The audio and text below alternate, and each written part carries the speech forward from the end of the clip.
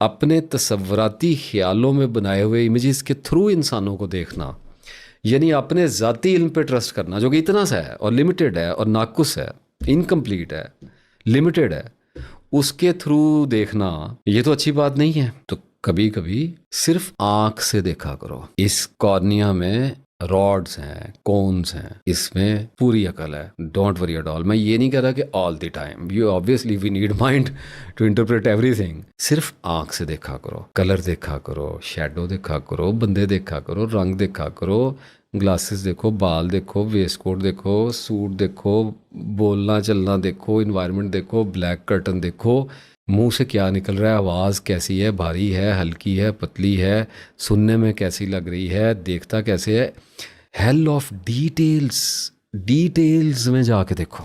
تو اس کا مطلب یہ ہے کہ اب ذاتی علم یعنی پرسنل نالج جو ہے نا، پرسنالٹی کا یعنی ایگوئسٹک نالج جو ہے، اس کی انٹرفیئرنس کے بغیر دیکھ رہے ہو۔